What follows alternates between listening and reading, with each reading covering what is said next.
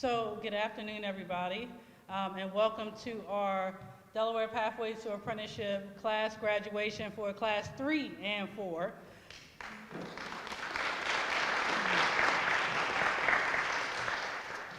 So due to COVID, our third class is actually part of the reason why a majority of them are not here today is because they are the ones who actually are out working currently, so, which is a good thing.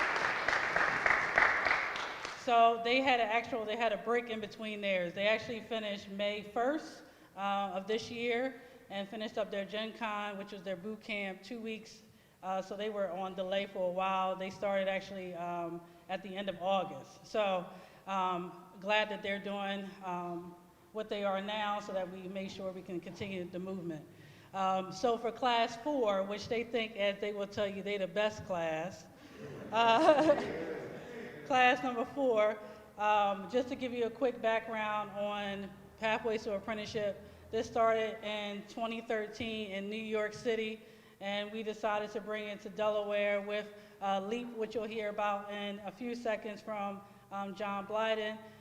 We wanted to make sure Delaware had an opportunity to really be a part of the change, and with the movement is what's happening with the unions. So we wanted to start building within the state of Delaware. So we started doing that. Our first class was back in 2019, and we are now here on class 4. Our main mission is that we want to make sure that we get populations that routinely don't get an opportunity in the union field to have an opportunity today, and primarily in the minority field. So we are excited to now say that we'll be graduating over 30 individuals, have gone through Pathways to Apprenticeship at this point, and have been going through the laborers unions, Local 199, and Local 55. So we are excited about adding our group today to that number so that we are continuing to push for Delaware Pathways to Apprenticeship here in Delaware.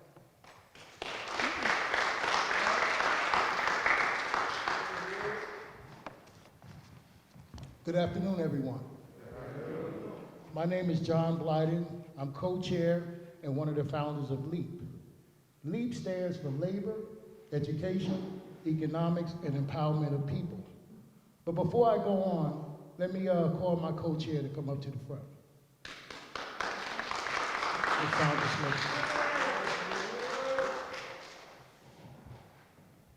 So I'm going to give you a little history on LEEP. LEEP was started 4 years ago, and it was started around an organizing effort.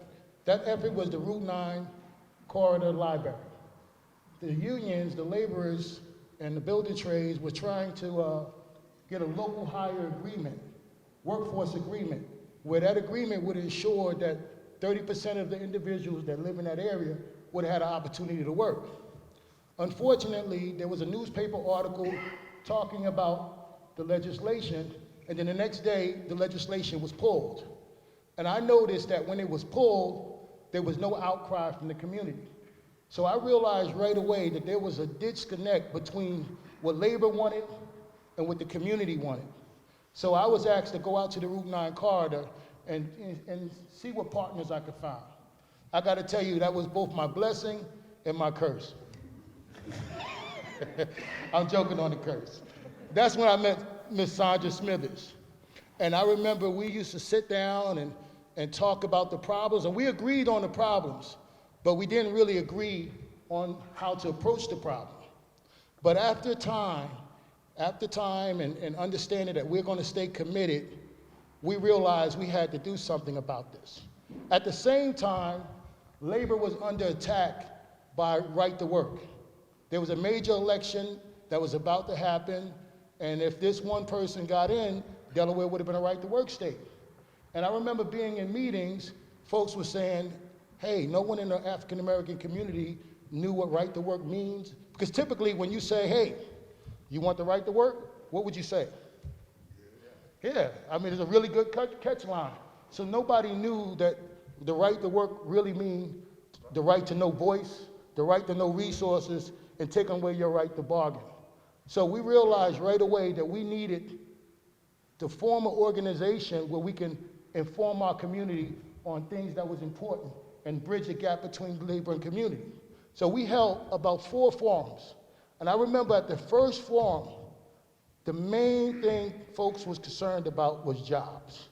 And that's when Kamoko Harris, one of the speakers, and he was he's one of the leaders in LEEP, basically organized and empowered everybody about, look, if we want jobs, we have to get engaged in this port expansion project. Because there was individuals trying to derail the project. There was individuals saying, hey, the trades are not hiring from the community. They didn't want the project to go. So at that time, I was called into a meeting with Booby Jack, Kamoko, Jimmy Marvellis, and I was asked to create that vehicle, that clearinghouse. So from that, I want to ask every LEEP board member to please stand up.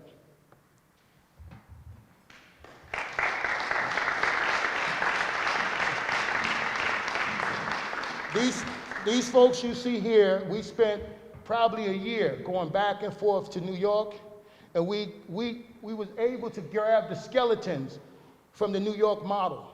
And then from that skeleton, we start putting meat on the bones to basically give it its Delaware spin. And I gotta tell you, if it wasn't for the support of the Secretary of Labor that was in the conversations, I mean, Mr. CERRON CADE was involved in conversations prior to him even being the Secretary of Labor. So it was a really easy transition. We knew we had someone that cared about some of the same things we cared about, but there was one problem. We was approved for a grant. We sat at the table and they said, hey, to make this program possible, we need to have $15,000 in the bank in order to have enough money to start the grant. So could you imagine being in a board meeting with six of my colleagues, and we need to leave that meeting with 15 grand? Can you imagine that? But we left that meeting, we had to turn some people upside down, and we came out with that 15,000. And I'm saying that,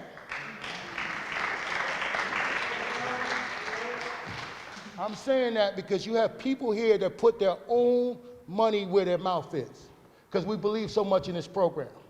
So what you're going to hear is, after that initial start, you're going to hear from speakers that you're going to hear today. They then came in and started supporting this program. So yes, I'm proud of the students, but I also want people not to forget the individuals and ambassadors who made this possible. Would you like to say something?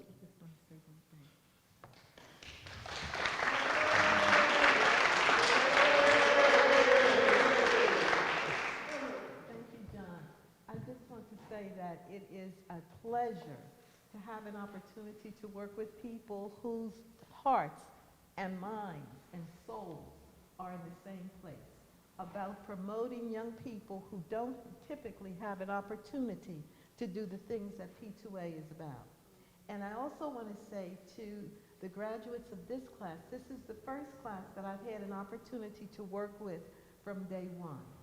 And you guys are like a teacher's dream come true. We had our goals, we met every goal. They did their homework. And we established a relationship that was both teacher and student. They taught me a lot, I taught them a lot. And they allowed themselves to be vulnerable and to say what they didn't know. And it was just a pleasure every day when I left them to think that the next day I would go back and I would work with them again. They are truly a teacher's dream come true. So I just want to say to the graduates, while I have the mic, that I expect you to make everybody's dream come true in Gen Con and then when you're placed on the job. Okay? Thank you.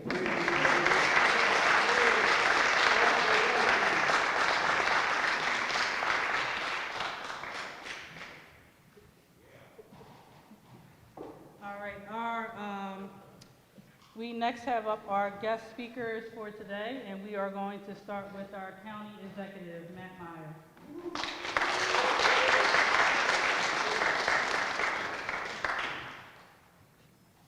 Oh, I got two. I'll just talk from here. Good morning. Good morning. Good to see everyone here today on this great day. It's always fun to be at a graduation. You know, sometimes something like this, RYSHEEMA called last year, and I think we helped fund a class, came to the graduation. You don't know if that's the only graduation you'll ever be at. And certainly once COVID hits, right? Back in March, we're not sure if we'd be at a graduation again. We weren't sure. I wasn't sure, to be frank, if P2A could survive it, right? Back in March, April. We're all looking in the mirror and saying, what's this going to look like once we're done? And so the first thing I want to say is just thank you. Thank you to P2A, to LEEP, and most certainly to the graduates and their families for making this possible. I know we're here today celebrating the graduates. I'm elected by the 560,000 people in Newcastle County. And I'm here to celebrate you, because when you do good work, it's great for our county. It's great for our county. We have a few problems in our county. We have a few problems. I'll tell you very quickly about two of them. One of them is that there are all these jobs that need to get done. And when I talk to employers, they say, we can't find the people, right? But then when I look around City of Wilmington, across the county, across the state, even across the country, there are all these people looking for work. Now that doesn't make sense. CERRON, Secretary of Labor, does it? Right? It doesn't make sense. We have all these people here looking for work, and we have all these people here looking to hire, but the problem is what they call a skills mismatch. Before P2A, you walk in to talk to one of those employers, they say, you don't have what we need, right? Where's your union card, right? You can't get in. Now, by the time you get through this, thanks to the great work of Sandra Smithers, of John BLYDEN, Kumoka, CERRON, so much Secretary CADE, so many amazing supports who are here for you. You've made it, or you're making it. You're on the way, and I want you to know the county is behind you. And the second thing I want to touch on is a little more sensitive, and that is, it's my belief, as someone who grew up here in Delaware, that there's never been true equality across the union trades. There's never been true equality across the union trades. Mr. BLYDEN touched on it earlier. When we're building, what we do is we build libraries, we build government buildings. When we're building, what I want as a leader is I want to see diversity in our hiring, diversity in our buildings that reflects the diversity in our families. But we need you. We need you to take these lessons of P2A and carry them forward, knowing you're doing it for yourself, knowing you're doing it for your family, but knowing you're also doing it for all of us. So thank you.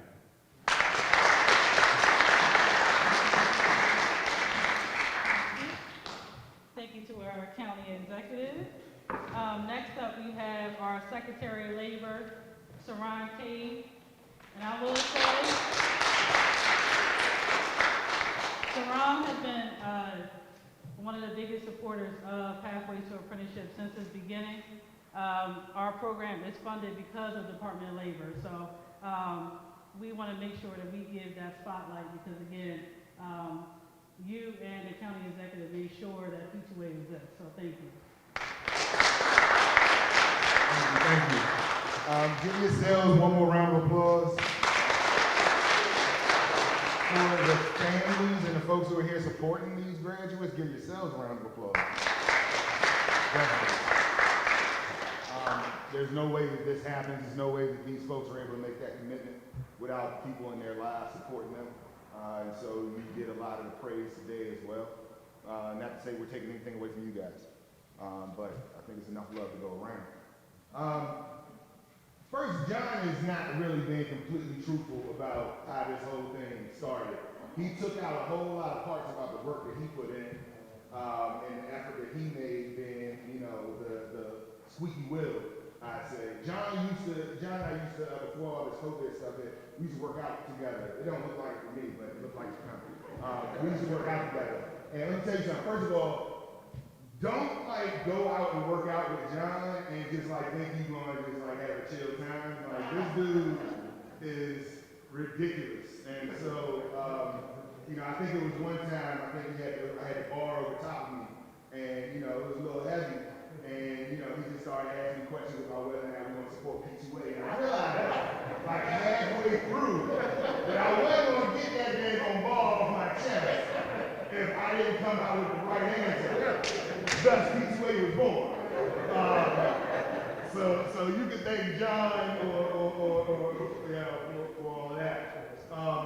I'm going to talk to you guys for a hot second. I know I talked to you before, and I've tried to talk to each one of these classes. And I've got some asks for you. I know it's probably ridiculous that you've gone through all of this and you've done everything that everyone has asked you to do to get through this program, and on your final day of celebration, somebody comes back to you with some more asks. I apologize for that, but it's the way it's going to be.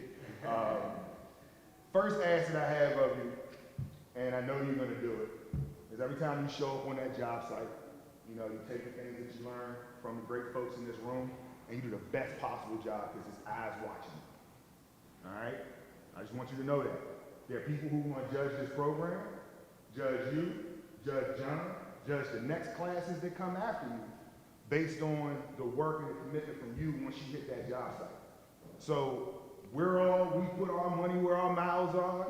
You know, Joe Biden just got elected. He used to say, you know, don't show me tell me what your values are, show me your budget and I'll tell you what your values are. So we've shown what our values are, and it's rooted in you guys and the faith that you're going to show up to those job sites, do the best possible job that you can. So I know you're going to do that. That's one. Second thing that I need from you guys is I need your eyes. I need your eyes. What do I mean by that? Secretary of Labor, soft spot in my heart, not only for helping to promote workforce, but also protecting workers.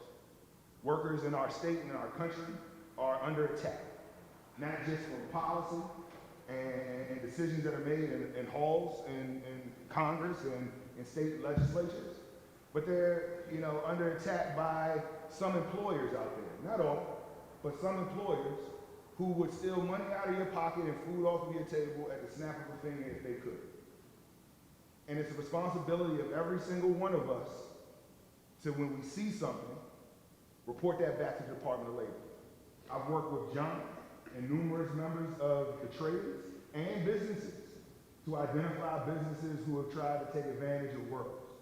We won't tolerate, and you know, but we won't be able to enforce it as effectively as we can without you guys seeing something and letting us know that what's going on. That's two. Third thing that I need from you, and this is probably the most important, I need your voice. I need your voice.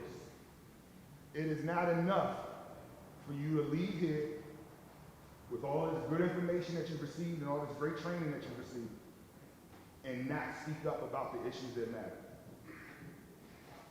Each one of you owe a debt. I owe a debt to each and every one of you, and each and every one of you owe a debt to your families, and you owe a debt to your community to make sure that going forward, not only do businesses treat their workers the way that they're supposed to, but their government, philanthropic organizations, and nonprofits are making intentional decisions to improve the stock of you, your family, and your community.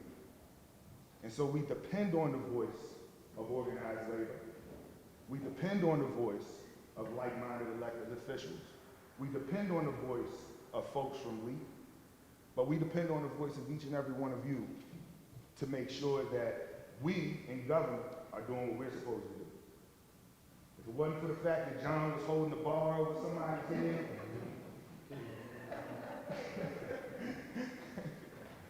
you know, or that Matt Meyer drew a line in the sand and said that I'm going to support this, you know, some of these things don't happen. And so it's imperative for you guys to follow through on those three things. I'm going to turn this back to you guys. All right? I'm going to turn this back to you guys. I'm just going to ask you one thing. As you know, I'm no longer going to be Secretary of Labor if I'm confirmed by the General Assembly or by the Senate as the next budget director of the city. It was a bittersweet conversation that I had. Obviously, I'm excited about what lies ahead, but we put in a lot of work. We put in a lot of work. I'm going to ask each and every one of you to be intentional about not letting it go to waste. Thank you.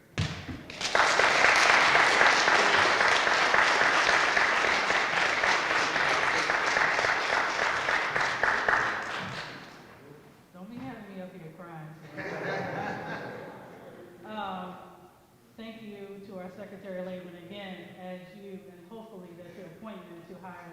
higher things also. We know that you'll do great things there also, so thank you. Next up, we have Bishop George Gibson, and I will say he is probably the classic. And when we said, what speakers that you was your top, we had him probably come in twice because they were his top star person that came in to speak with them. So we wanted to make sure we gave him another opportunity, so now they get him 3 times. No other class has had Bishop Gibson.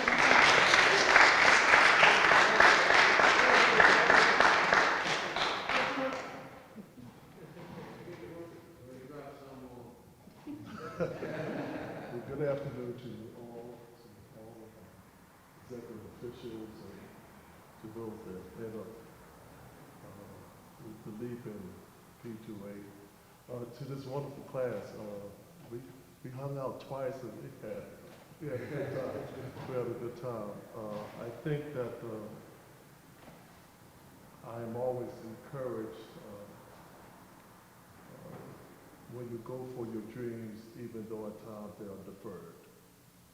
And so I am just proud of you, and I want to throw some more knowledge on you so that you can get out there and fight and do what you had to do. We Komoko and Booby Jack and others used the parking lot on this past Saturday, and we serviced 650 families with food, and some of the brothers, from a man that came out with he came out, they had the jacks going, they were pulling stuff off the car, and pulling stuff off the truck, so I really appreciate them. And to all of you, I celebrate you on today. The greatest secret of living efficiently and effectively is understanding the principle and the power of priorities. And as you move from here, you're going to have to really understand that priorities are going to play a very important role in your life. Life holds a greater challenge than the complicated daily demands that are part of your existence, part of what you have to do. But choosing among extrinsic choices for our limited time. And you're going to have to pay attention and prioritization about your time. Your time is valuable. I like it the sum total of all the decisions we make every day, and those decisions are determined by our priorities. How we use our time every day eventually defines our lives. Life was designed to be simple, not complicated, and the key to simplifying life is prioritization. Identifying the correct and the right proceedings of life is the key to successful and fulfilling life. So what are my priorities is the principal thing. You know, what's the first thing first? Establish the most important thing. What is my priority, focus, and primary focus?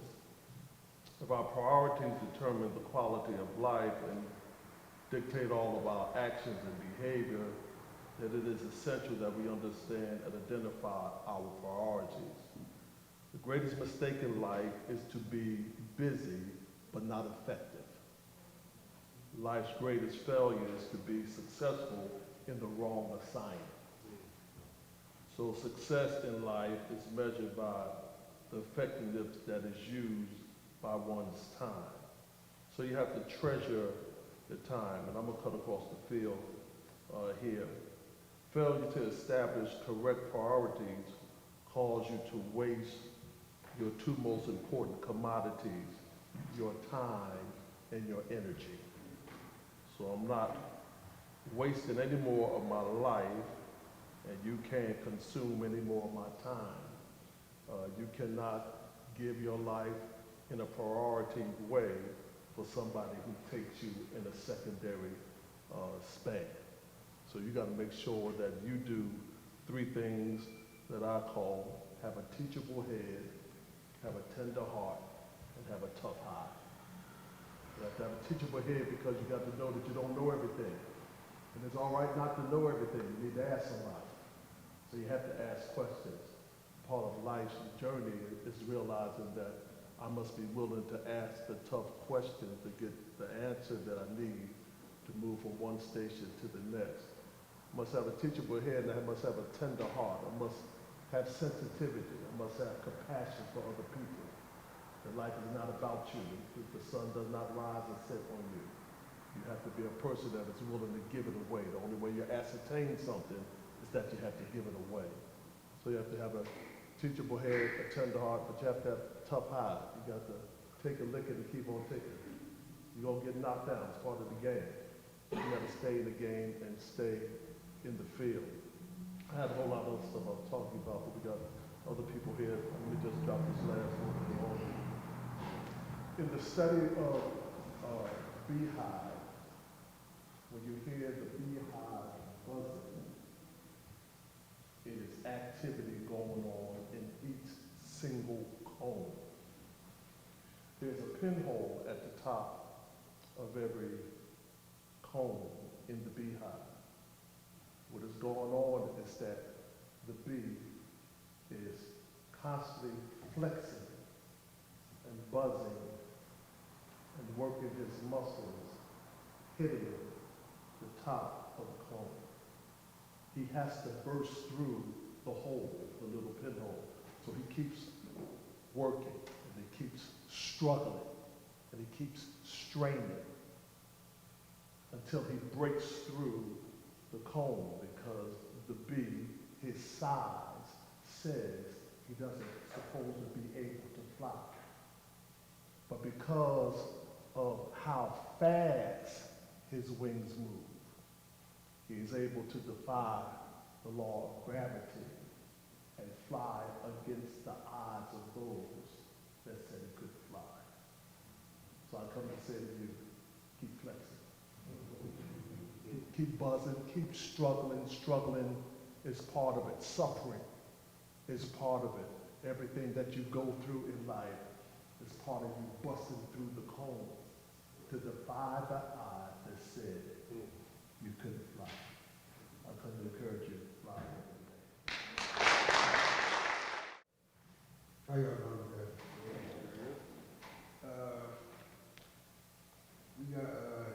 We put something together for Miss RYSHEEMA. Or the whole class had something to say and wrote something about you. That's what they wrote. First person is Tyrese. And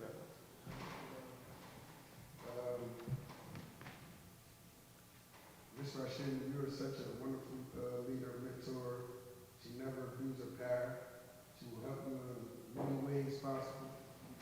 She has other big responsibilities besides P2A, but yet she still pushed forward to help and giving advice and knowledge with our P2A class. Such a wonderful and joyful person with a great spirit. So all in all,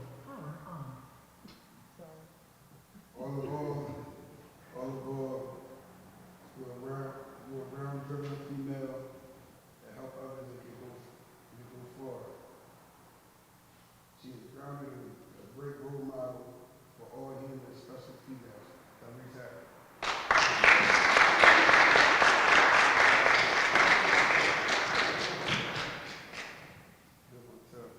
Next one is me. Miss RYSHEEMA, I'm so glad you picked me for this class. It means so much. You gave me a chance, life-changing experience. And thank you for everything you have done to DAKEVIS.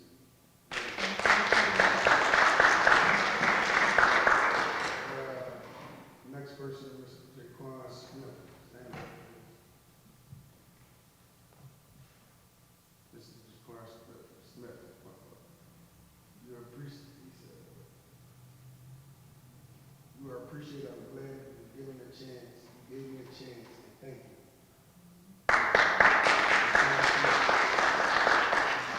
Next one, Mr. Tyree Griffin.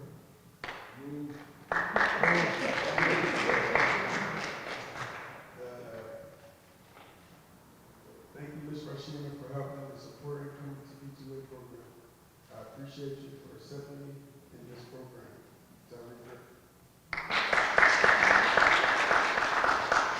Next is Tyrone Williams.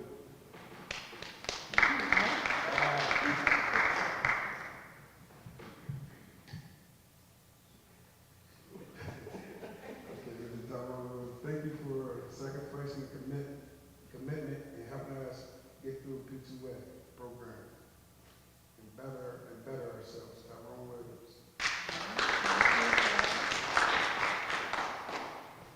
Next is Antonio Curtis.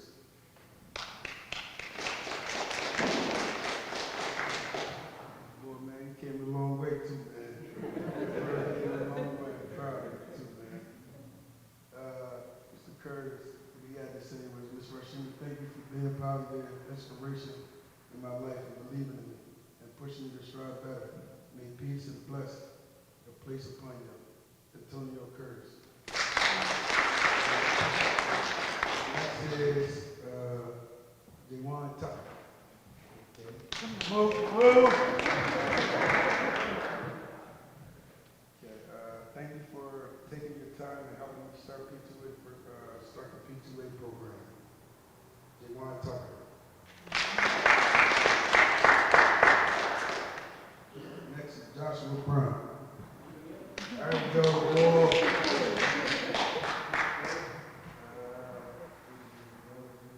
Joshua Brown. There are not too many people I claim family. There's not too many people I claim family, but the love you displayed me in the security of my livelihood, I am extremely grateful. Joshua Brown.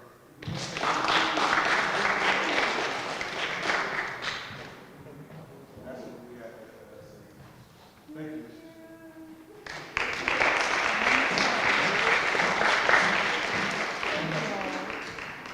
Class of 4, stand up, please. Jay, come forward, please.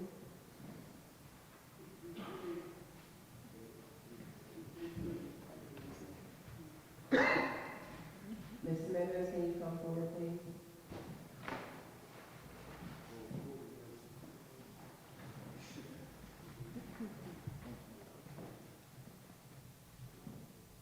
Mark Rogers, can you come forward, please?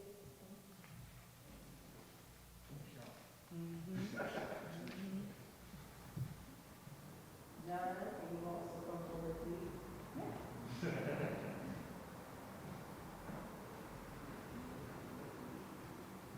And Secretary of Labor, please.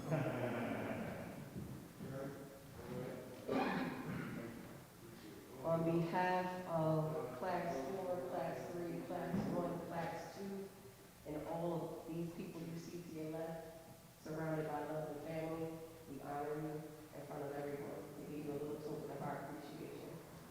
Salute.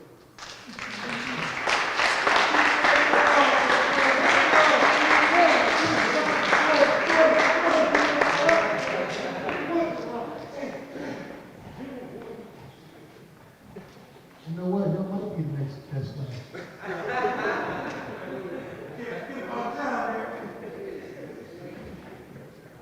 Y'all not supposed to be making me cry when I get down. I'm supposed to be running the program. But thank you for all the love and support. I love y'all. So y'all, good folks. So next is our class speaker. So our class actually picked their individuals they wanted to speak today. And that individual is Joshua Brown.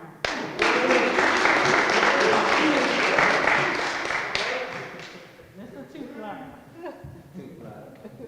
Watch your chords. Thank you. I can't sue the church. Yeah, you know, you my boy, them subs, them Capriati subs in the back, we ain't suing nobody. Good afternoon. My name is Joshua Brown, as Ms. RYSHEEMA already introduced. Man, said we started from the bottom and now we here. Who's over there, Mr. Curtis? Mr. Reed? That's the motivator in the front. Yeah, we started from the bottom. Now we here.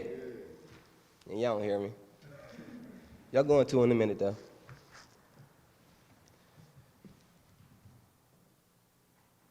Who do we give the power to judge our progress? The people we choose to die, and more importantly, to live for. In this room, I ask everybody to search their soul for that unwavering truth. I personally tried my best to make my mother proud of me, from turning myself from a peasant to a king. And she died before I got to reach my purest form of black excellence. So I challenge all of you today to live for yourself and for the rest of your lives. That emptiness that I was induced with caused a state of emotional and mental failure.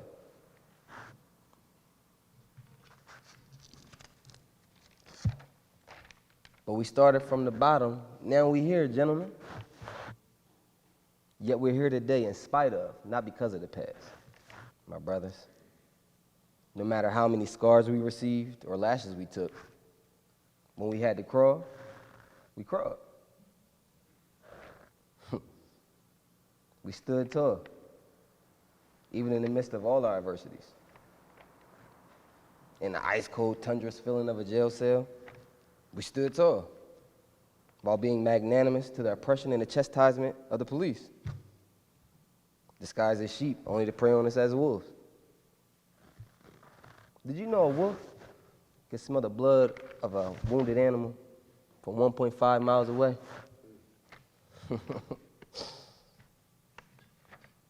Dang. It's crazy. It's a simple answer to why they smell. They don't clean their wounds properly. So as a result of not tending to their injuries or their trauma they subdued, that sin of blood ends up causing their demise. So like Big Bro Japhis told us in class, we can't give nobody ammunition to take us out of the game. We gotta do whatever we gotta do to continue to feed their families and be there.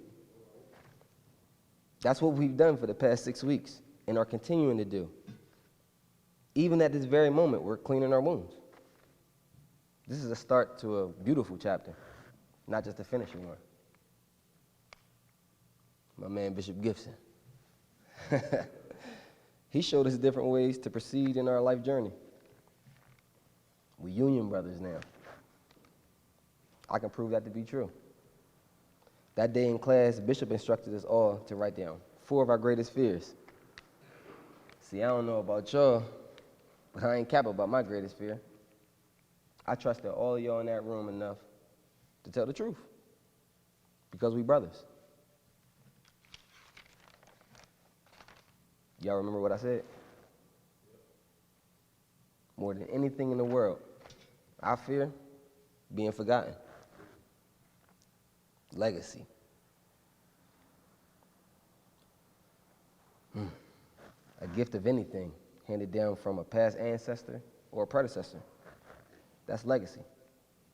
To me, that sounds a lot like what we just did and are continuing to do in the Pathways Apprenticeship. We're literally walking in the paths of 3 classes before us have paved. So it's our job to reach back and help the next man or woman to the winning team. See, success is an accomplishment of aim or purpose. We all wield the determining factors to set our own success. Only we can measure or judge the value of our progress. Ms. Smithers, she taught us a lot about the functions of a brain. She went on about connecting pathways from the left and right hemisphere of the brain. Now, how do we create those connections or pathways in our brain? By practicing, studying, and striving to be more or learn more every single day. Not settling for anything that society believes we are or should be, or should do for that. I'm going to leave you all with this fact. If you commit to a profession for 21 days straight, your goals will not only become a learned behavior, but a habit. Congratulations to us, and thank you.